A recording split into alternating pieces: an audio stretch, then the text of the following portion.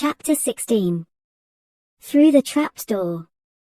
In years to come, Harry would never quite remember how he had managed to get through his exams when he half expected Voldemort to come bursting through the door at any moment. Yet the days crept by, and there could be no doubt that Fluffy was still alive and well behind the locked door. It was sweltering hot, especially in the large classroom where they did their written papers. They had been given special, new quills for the exams, which had been bewitched with an anti-cheating spell. They had practical exams as well. Professor Flitwick called them one by one into his class to see if they could make a pineapple tap dance across a desk. Professor McGonagall watched them turn a mouse into a snuff box. Points were given for how pretty the snuff box was, but taken away if it had whiskers. Snape made them all nervous, breathing down their necks while they tried to remember how to make a forgetfulness potion. Harry did the best he could, trying to ignore the stabbing pains in his forehead, which had been bothering him ever since his trip into the forest.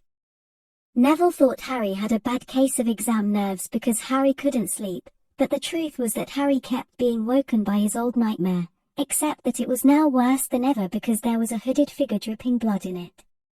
Maybe it was because they hadn't seen what Harry had seen in the forest, or because they didn't have scars burning on their foreheads, but Ron and Hermione didn't seem as worried about the stone as Harry. The idea of Voldemort certainly scared them, but he didn't keep visiting them in dreams, and they were so busy with their studying they didn't have much time to fret about what Snape or anyone else might be up to. Their very last exam was History of Magic. 1 hour of answering questions about batty old wizards who'd invented self-stirring cauldrons, and they'd be free for a whole wonderful week until their exam results came out.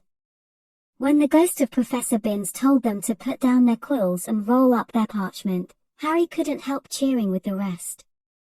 "That was far easier than I thought it would be," said Hermione as they joined the crowds flocking out onto the sunny grounds.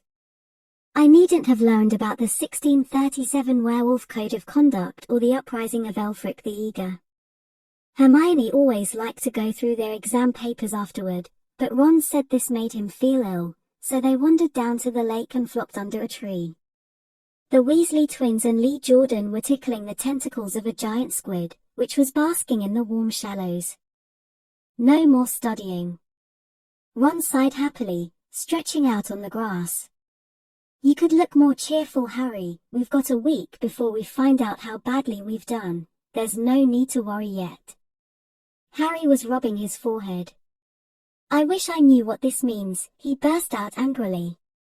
"My scar keeps hurting. It's happened before, but never as often as this." "Go to Madame Pomfrey," Hermione suggested. "I'm not ill," said Harry. "I think it's a warning. It means danger's coming." Ron couldn't get worked up, it was too hot. "Harry, relax, Hermione's right, the stone's safe as long as Dumbledore's around. Anyway, we've never had any proof Snape found out how to get past Fluffy. He nearly had his leg ripped off once, he's not going to try it again in a hurry. And Neville will play Quidditch for England before Hagrid lets Dumbledore down." Harry nodded, but he couldn't shake off a lurking feeling that there was something he'd forgotten to do, something important. When he tried to explain this, Hermione said, "That's just the exams. I woke up last night and was halfway through my Transfiguration notes before I remembered we'd done that one." Harry was quite sure the unsettled feeling didn't have anything to do with work, though. He watched an owl flutter toward the school across the bright blue sky, a note clamped in its mouth. Hagrid was the only one who ever sent him letters. Hagrid would never betray Dumbledore. Hagrid would never tell anyone how to get past Fluffy, never, but... Harry suddenly jumped to his feet. "Where you going?" said Ron sleepily. "I've just thought of something," said Harry. He had turned white. "We've got to go and see Hagrid, now." "Why?" panted Hermione, hurrying to keep up. "Don't you think it's a bit odd," said Harry, scrambling up the grassy slope, "that what Hagrid wants more than anything else is a dragon, and a stranger turns up who just happens to have an egg in his pocket?" How many people wander around with dragon eggs if it's against wizard law? Lucky they found Hagrid, don't you think? Why didn't I see it before? What are you talking about? Said Ron, but Harry, sprinting across the grounds toward the forest, didn't answer. Hagrid was sitting in an armchair outside his house. His trousers and sleeves were rolled up, and he was shelling peas into a large bowl. Hello, he said, smiling. Finished your exams? Got time for a drink?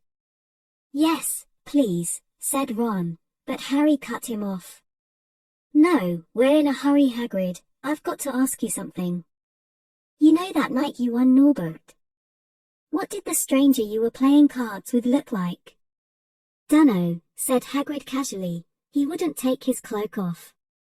He saw the three of them look stunned and raised his eyebrows. It's not that unusual, get a lot of funny folk in the Hog's Head, that's the pub down in the village. Might have been a dragon dealer, mightn't he? I never saw his face, he kept his hood up. Harry sank down next to the bowl of peas. What did you talk to him about, Hagrid? Did you mention Hogwarts at all? Might have come up, said Hagrid, frowning as he tried to remember. Yeah, he asked what I did, and I told him I was gamekeeper here. He asked a bit about the sort of creatures I look after, so I told him, and I said what I'd always really wanted was a dragon, and then... I can't remember too well, 'cause he kept buying me drinks. Let's see, then he said he had the dragon egg and we could play cards for it if I wanted, but he had to be sure I could handle it. He didn't want it to go to any old home. So I told him, after Fluffy, a dragon would be easy. And did he seem interested in Fluffy? Harry asked, trying to keep his voice calm. Well, yeah, how many three-headed dogs do ye meet, even around Hogwarts? So I told him, Fluff is a piece o' cake if ye know how to calm him down, just play him a bit o' music and he'll go straight off to sleep. Hagrid suddenly looked horrified. I shouldn't have told ye that, he blurted out. Forget I said it. Hey, where are ye going? Harry, Ron and Hermione didn't speak to each other at all until they came to a halt in the entrance hall, which seemed very cold and gloomy after the grounds. We've got to go to Dumbledore, said Harry. Hagrid told that stranger how to get past Fluffy, and it was either Snape or Voldemort under that cloak. It must have been easy, once he'd got Hagrid drunk. I just hope Dumbledore believes us. Firenze might back us up if Bane doesn't stop him. Where's Dumbledore's office? They looked around, as if hoping to see a sign pointing them in the right direction. They had never been told where Dumbledore lived, nor did they know anyone who had been sent to see him. We'll just have to, Harry began, but a voice suddenly rang across the hall. What are you three doing inside? It was Professor McGonagall, carrying a large pile of books. We want to see Professor Dumbledore, said Hermione, rather bravely. Harry and Ron thought. See Professor Dumbledore. Professor McGonagall repeated, as though this was a very fishy thing to want to do. Why? Harry swallowed. Now what?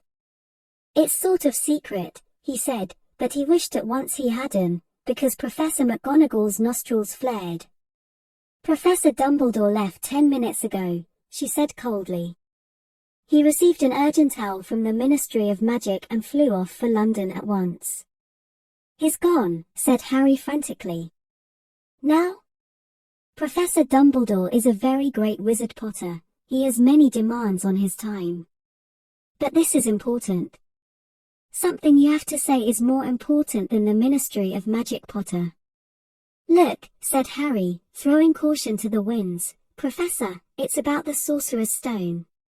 Whatever Professor McGonagall had expected, it wasn't that. The books she was carrying tumbled out of her arms, but she didn't pick them up. How do you know? She spluttered. Professor, I think I know that Snay.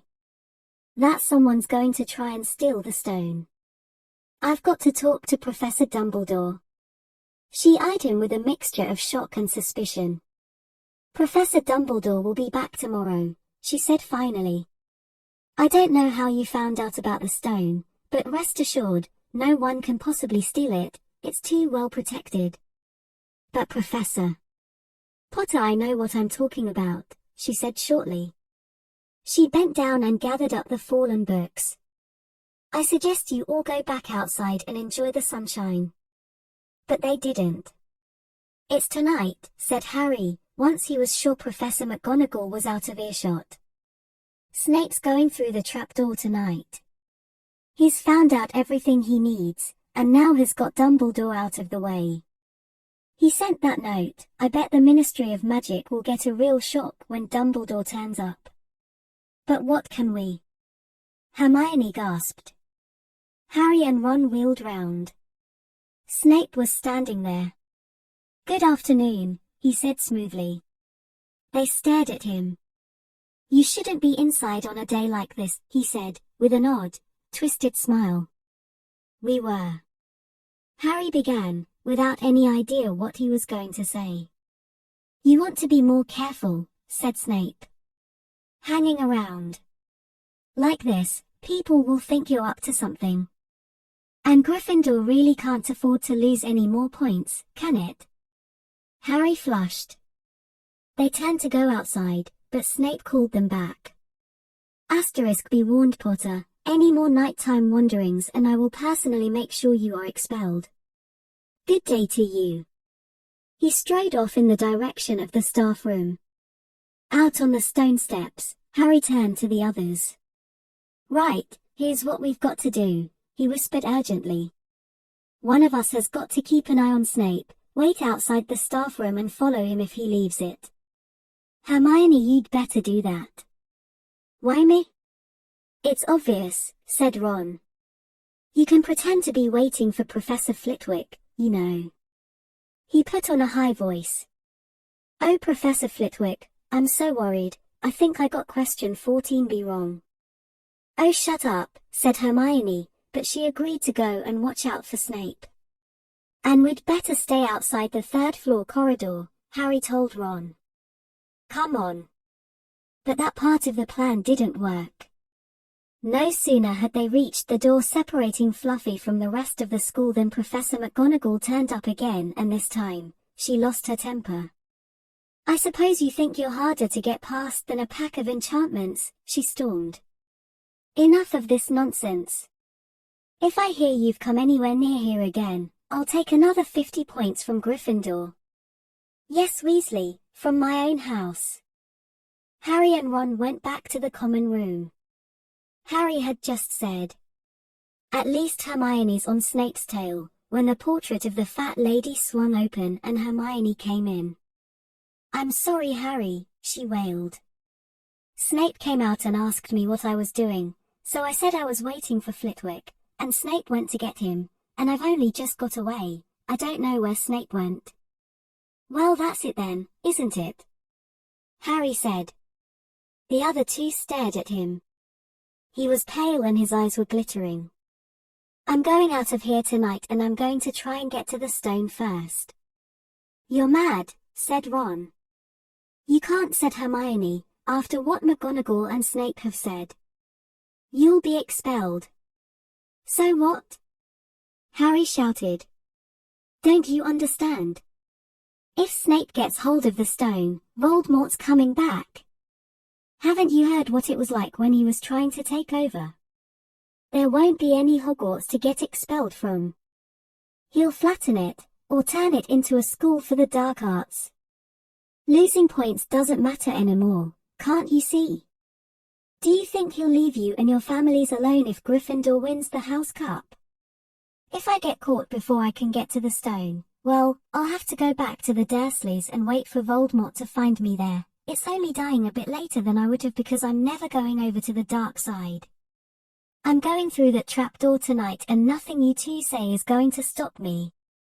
Voldemort killed my parents, remember? He glared at them. You're right, Harry, said Hermione in a small voice. I'll use the invisibility cloak, said Harry.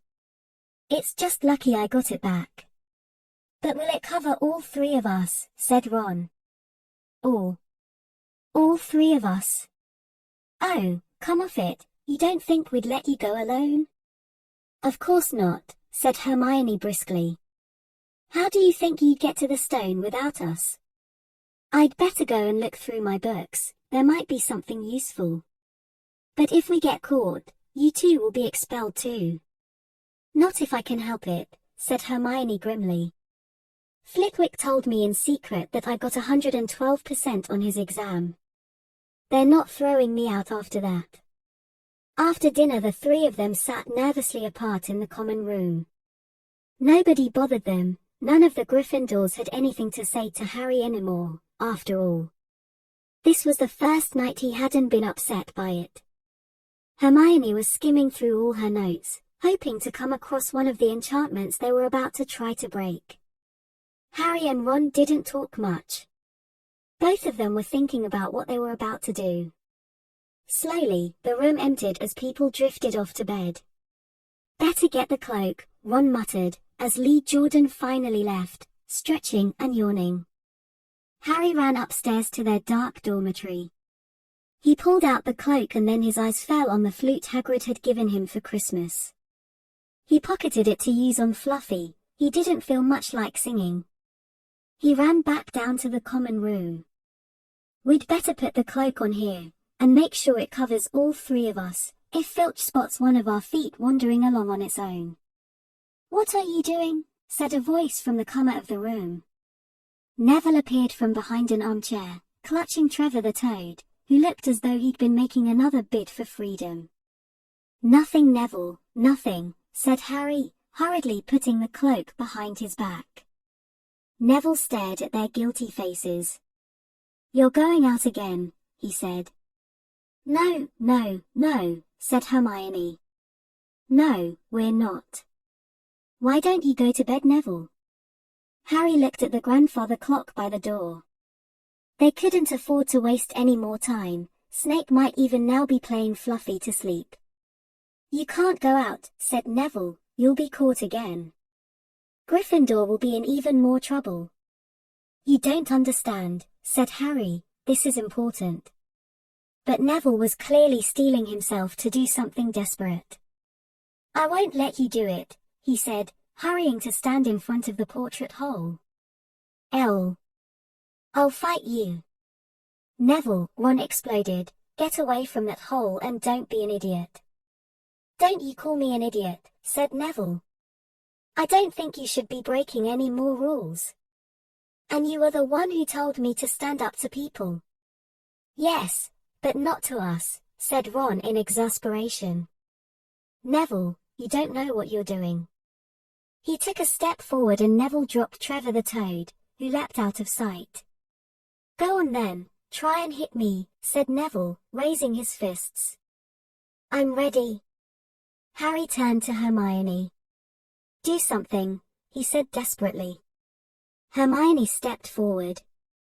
Neville, she said, I'm really, really sorry about this. She raised her wand. Petrificus totalis, she cried, pointing it at Neville. Neville's arms snapped to his sides. His legs sprang together. His whole body rigid, he swayed where he stood and then fell flat on his face, stiff as a board. Hermione ran to turn him over. Neville's jaws were jammed together so he couldn't speak. Only his eyes were moving, looking at them in horror. What have you done to him? Harry whispered. It's the full body bind, said Hermione miserably. Oh Neville, I'm so sorry. We had to Neville, no time to explain, said Harry. You'll understand later Neville, said Ron as they stepped over him and pulled on the invisibility cloak. But leaving Neville lying motionless on the floor didn't feel like a very good omen. In their nervous state, every statue's shadow looked like Filch, every distant breath of wind sounded like Peeves swooping down on them. At the foot of the first set of stairs, they spotted Mrs. Norris skulking near the top. Oh, let's kick her, just this once, Ron whispered in Harry's car, but Harry shook his head. As they climbed carefully around her, Mrs. Norris turned her lamp-like eyes on them, but didn't do anything. They didn't meet anyone else until they reached the staircase up to the third floor. Peeves was bobbing halfway up, loosening the carpet so that people would trip. "Who's there?" he said suddenly as they climbed toward him. He narrowed his wicked black eyes. "Know you're there, even if I can't see you. Are you galley or ghosty or wee student beastie?" He rose up in the air and floated there, squinting at them. "Should call Filch. I should. If something's creeping around unseen." Harry had a sudden idea. "Peeves," he said, in a hoarse whisper, "the bloody Baron has his own reasons for being invisible." Peeves almost fell out of the air in shock. He caught himself in time and hovered about a foot off the stairs. "So sorry, your bloodiness, Mr. Baron, sir," he said greasily. My mistake, I didn't see you, of course I didn't, you're invisible. Forgive old Peevesy his little joke, sir." "I have business here, Peeves," croaked Harry. "Stay away from this place tonight." "I will, sir, I most certainly will," said Peeves, rising up in the air again. "Hope your business goes well, Baron. I'll not bother you." And he scooted off. "Brilliant, Harry," whispered Ron. A few seconds later, they were there, outside the third-floor corridor, and the door was already ajar. "Well, there you are," Harry said quietly. "Snape's already got past Fluffy."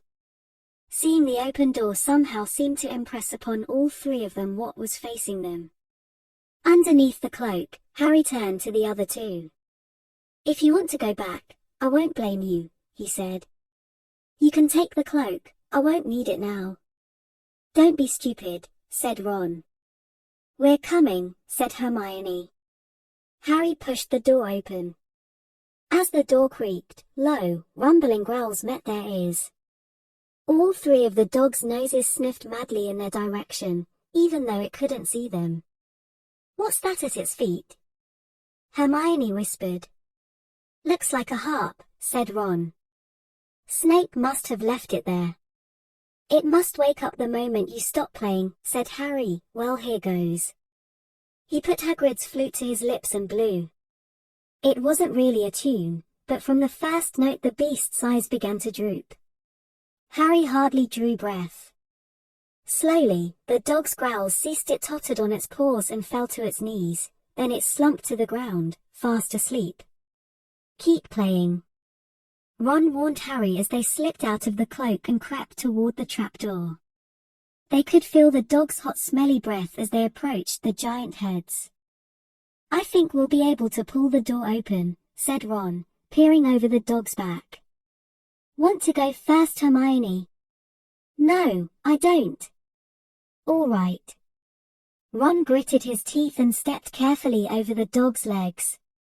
He bent and pulled the ring of the trapdoor, which swung up and open. "What can you see?" Hermione said anxiously. "Nothing, just black. There's no way of climbing down, we'll just have to drop." Harry, who was still playing the flute, waved at Ron to get his attention and pointed at himself. "You want to go first?" "Are you sure?" said Ron. "I don't know how deep this thing goes." "Give the flute to Hermione so she can keep him asleep." Harry handed the flute over. In the few seconds' silence, the dog growled and twitched, but the moment Hermione began to play, it fell back into its deep sleep. Harry climbed over it and looked down through the trapdoor. There was no sign of the bottom. He lowered himself through the hole until he was hanging on by his fingertips. Then he looked up at Ron and said, "If anything happens to me, don't follow. Go straight to the owlery and send Hedwig to Dumbledore, right?" "Right," said Ron. "See you in a minute, I hope." And Harry let go. Cold damp air rushed past him as he fell down, down, down and flump. With a funny muffled sort of thump he landed on something soft. He sat up and felt around, his eyes not used to the gloom. It felt as though he was sitting on some sort of plant. "It's okay," he called up to the light the size of a postage stamp, which was the open trapdoor. "It's a soft landing, you can jump." Ron followed right away. He landed, Sprawled next to Harry. "What's this stuff?" were his first words. "Dunno, some sort of plant thing. I suppose it's here to break the fall." "Come on, Hermione." The distant music stopped. There was a loud bark from the dog. But Hermione had already jumped. She landed on Harry's other side. "We must be miles under the school," she said. "Lucky this plant thing's here really," said Ron. "Lucky," shrieked Hermione. "Look at you both." She leapt up and struggled toward a damp wall. She had to struggle because the moment she had landed, the plant had started to twist snake-like tendrils around her ankles. As for Harry and Ron, their legs had already been bound tightly in long creepers without their noticing. Hermione had managed to free herself before the plant got a firm grip on her. Now she watched in horror as the two boys fought to pull the plant off them, but the more they strained against it, the tighter and faster the plant wound around them. "Stop moving," Hermione ordered them. "I know what this is, it's Devil's Snare." "Oh, I'm so glad we know what it's called, that's a great help," snarled Ron, leaning back, trying to stop the plant from curling around his neck. "Shut up, I'm trying to remember how to kill it," said Hermione. "Well, hurry up." "I can't breathe." Harry gasped, wrestling with it as it curled around his chest. Devil's Snare, Devil's Snare, what did Professor Sprout say?" "It likes the dark and the damp." "So light a fire." Harry choked. "Yes, of course, but there's no wood," Hermione cried, wringing her hands. "Have you gone mad?" Ron bellowed. "Are you a witch or not?" "Oh right," said Hermione, and she whipped out her wand, waved it, muttered something, and sent a jet of the same bluebell flames she had used on Snape at the plant. In a matter of seconds, the two boys felt it loosening its grip as it cringed away from the light and warmth. Wriggling and flailing, it unraveled itself from their bodies, and they were able to pull free. "Lucky you pay attention in herbology, Hermione," said Harry as he joined her by the wall, wiping sweat off his face. "Yeah," said Ron, "and lucky Harry doesn't lose his head in a crisis." "There's no wood, honestly." "This way," said Harry, pointing down a stone passageway, which was the only way forward. All they could hear apart from their footsteps was the gentle drip of water trickling down the walls. The passageway sloped downward, and Harry was reminded of Gringotts. With an unpleasant jolt of the heart, he remembered the dragon said to be guarding vaults in the Wizard's Bank. If they met a dragon, a full-grown dragon, Norbert had been bad enough. "Can you hear something?" Ron whispered. Harry listened. A soft rustling and clinking seemed to be coming from up ahead. "Do you think it's a ghost?" "I don't know, sounds like wings to me." "There's light ahead, I can see something moving." They reached the end of the passageway and saw before them a brilliantly lit chamber, its ceiling arching high above them. It was full of small, jewel-bright birds, fluttering and tumbling all around the room. On the opposite side of the chamber was a heavy wooden door. "Do you think they'll attack us if we cross the room?" said Ron. "Probably," said Harry. "They don't look very vicious, but I suppose if they all swoop down at once, well, there's no other choice. I'll run." He took a deep breath, covered his face with his arms, and sprinted across the room. He expected to feel sharp beaks and claws tearing at him any second, but nothing happened. He reached the door untouched. He pulled the handle, but it was locked. The other two followed him. They tugged and heaved at the door, but it wouldn't budge, not even when Hermione tried her Alohomora charm. "Now what?" said Ron. "These birds, they can't be here just for decoration," said Hermione. They watched the birds soaring overhead glittering, glittering. "They're not birds," Harry said suddenly. "They're keys. Winged keys, look carefully. So that must mean." He looked around. the chamber while the other two squinted up at the flock of keys. Yes, look. Broomsticks. We've got to catch the key to the door. But there are hundreds of them. Ron examined the lock on the door. We're looking for a big old-fashioned one, probably silver, like the handle. They each seized a broomstick and kicked off into the air, soaring into the midst of the cloud of keys. They grabbed and snatched, but the bewitched keys darted and dived so quickly it was almost impossible to catch one. Not for nothing though, was Harry the youngest seeker in a century. He had a knack for sporting things other people didn't. Alter a minute's weaving about through the whirl of rainbow feathers. He noticed a large silver key that had a bent wing, as if it had already been caught and stuffed roughly into the keyhole. That one, he called to the others. That big one there, no, there with bright blue wings, the feathers are all crumpled on one side.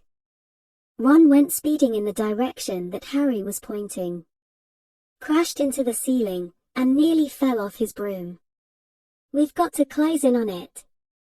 Harry called, not taking his eyes off the key with the damaged wing.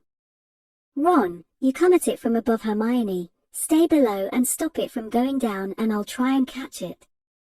Right now. Ron dived. Hermione rocketed upward, the key dodged them both, and Harry streaked after it. It sped toward the wall. Harry leaned forward and with a nasty, crunching noise, pinned it against the stone with one hand. Ron and Hermione's cheers echoed around the high chamber. They landed quickly, and Harry ran to the door, the key struggling in his hand. He rammed it into the lock and turned. It worked. The moment the lock had clicked open, the key took flight again, looking very battered now that it had been caught twice. Asterisk ready? Harry asked the other two, his hand on the door handle. They nodded. He pulled the door open. The next chamber was so dark they couldn't see anything at all. But as they stepped into it, light suddenly flooded the room to reveal an astonishing sight. They were standing on the edge of a huge chessboard, behind the black chessmen, which were all taller than they were and carved from what looked like black stone. Facing them, way across the chamber, were the white pieces. Harry, Ron, and Hermione shivered slightly. The towering white chessmen had no faces. Now what do we do? Harry whispered. It's obvious, isn't it? Said Ron. We've got to play our way across the room. Behind the white pieces they could see another door. How? Said Hermione nervously. I think, said Ron, we're going to have to be chessmen. He walked up to a black knight and put his hand out to touch the knight's horse. At once, the stone sprang to life. The horse pawed the ground and the knight turned his helmeted head to look down at Ron. Do we, have to join you to get across? The black knight nodded. Ron turned to the other two. Asterisk, this needs thinking about. He said. I suppose we've got to take the place of 3 of the black pieces. Harry and Hermione stayed quiet, watching Ron think. Finally he said, now, don't be offended or anything, but neither of you are that good at chess. We're not offended, said Harry quickly. Just tell us what to do. Asterisk, well, Harry, you take the place of that bishop, and Hermione, you go next to him instead of that castle. What about you? I'm going to be a knight, said Ron. The chessmen seemed to have been listening, because at these words a knight, a bishop, and a castle turned their backs on the white pieces and walked off the board, leaving 3 empty squares that Harry, Ron, and Hermione took. White always plays first in chess, said Ron, peering across the board. Yes, look. A white pawn had moved forward 2 squares. Ron started to direct the black pieces. They moved silently wherever he sent them. Harry's knees were trembling. What if they lost? Harry moved diagonally 4 squares to the right. Their first real shock came when their other knight was taken. The white queen smashed him to the floor and dragged him off the board, where he lay quite still, face down. Had to let that happen, said Ron, looking shaken. Leaves you free to take that bishop, Hermione, go on. Every time one of their men was lost, the white pieces showed no mercy. Soon there was a huddle of limp black players slumped along the wall. Twice, Ron only just noticed in time that Harry and Hermione were in danger. He himself darted around the board, taking almost as many white pieces as they had lost black ones. "We're nearly there," he muttered suddenly. Let me think. The White Queen turned her blank face toward him. "Yes," said Ron softly, "it's the only way. I've got to be taken." "No!" Harry and Hermione shouted. "That's chess," snapped Ron. "You've got to make some sacrifices. I take one step forward and she'll take me that leaves you free to checkmate the King, Harry.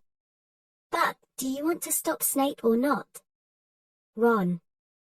Look, if you don't hurry up, he'll already have the stone." There was no alternative. "Ready?" Ron called, his face pale but determined. "Here I go now, don't hang around once you've won." He stepped forward, and the White Queen pounced. She struck Ron hard across the head with her stone arm, and he crashed to the floor. Hermione screamed but stayed on her square. The White Queen dragged Ron to one side. He looked as if he'd been knocked out. Shaking, Harry moved 3 spaces to the left. The White King took off his crown and threw it at Harry's feet. They had won. The chessmen parted and bowed, leaving the door ahead dear. With one last desperate look back at Ron, Harry and Hermione charged through the door and up the next passageway. "What if He'll be all right," said Harry, trying to convince himself. "What do you reckon's next?" "We've had sprouts, that was the devil's snare. Flitwick must have put charms on the keys. McGonagall transfigured the chessmen to make them alive. That leaves Quirrell's spell, and Snape's." They had reached another door. "All right," Harry whispered. "Go on." Harry pushed it open. A disgusting smell filled their nostrils, making both of them pull their robes up over their noses. Eyes watering, they saw, flat on the floor in front of them, a troll even larger than the one they had tackled, out cold with a bloody lump on its head. "I'm glad we didn't have to fight that one," Harry whispered as they stepped carefully over one of its massive legs. "Come on, I can't breathe." He pulled open the next door, both of them hardly daring to look at what came next, but there was nothing very frightening in here, just a table with 7 differently shaped bottles standing on it in a line. "Snape's," said Harry. "What do we have to do?" They stepped over the threshold, and immediately a fire sprang up behind them in the doorway. It wasn't ordinary fire either, it was purple. At the same instant, black flames shot up in the doorway leading onward. They were trapped. "Look!" Hermione seized a roll of paper lying next to the bottles. Harry looked over her shoulder to read it. "Danger lies before you, while safety lies behind. 2 of us will help you, whichever you would find. One among us 7 will let you move ahead, another will transport the drinker back instead. TiVo among our number hold only nettle wine. 3 of us are killers, waiting hidden in line. Choose, unless you wish to stay here forevermore. To help you in your choice, we give you these dues for. First, however slyly the poison tries to hide, you will always find some on nettle wine's left side. Second, different are those who stand at either end, but if you would move onward, neither is your friend. Third, as you see clearly, all are different size. Neither dwarf nor giant holds death in their insides. Fourth, the second left and the second on the right are twins once you taste them, though different at first sight. Hermione let out a great sigh, and Harry, amazed, saw that she was smiling, the very last thing he felt like doing. "Brilliant," said Hermione. "This isn't magic, it's logic, a puzzle. A lot of the greatest wizards haven't got an ounce of logic, they'd be stuck in here forever. But so will we, won't we?" "Of course not," said Hermione. "Everything we need is here on this paper." 7 bottles, 3 are poison, 2 are wine, 1 will get us safely through the black fire, and 1 will get us back through the purple. But how do we know which to drink? Give me a minute. Hermione read the paper several times. Then she walked up and down the line of bottles, muttering to herself and pointing at them. At last, she clapped her hands. Got it, she said. The smallest bottle will get us through the black fire, toward the stone. Harry looked at the tiny bottle. There's only enough there for one of us, he said. That's hardly 1 swallow. They looked at each other. Which one will get you back through the purple flames?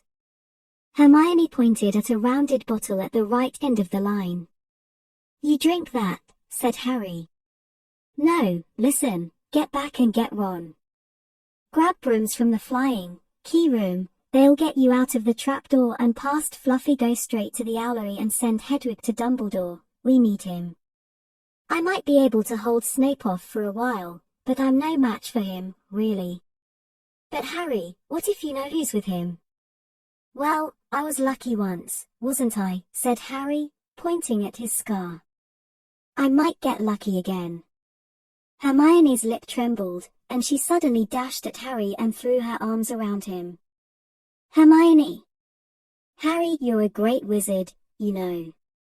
I'm not as good as you, said Harry, very embarrassed, as she let go of him. Me, said Hermione. Books. And cleverness. There are more important things, friendship and bravery, and oh Harry, be careful.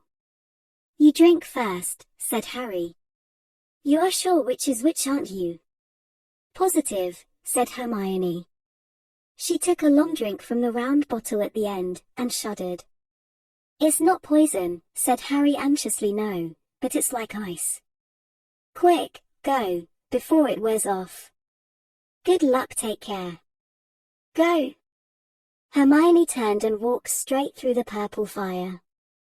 Harry took a deep breath and picked up the smallest bottle. He turned to face the black flames. Here I come, he said, and he drained the little bottle in one gulp. It was indeed as though ice was flooding his body.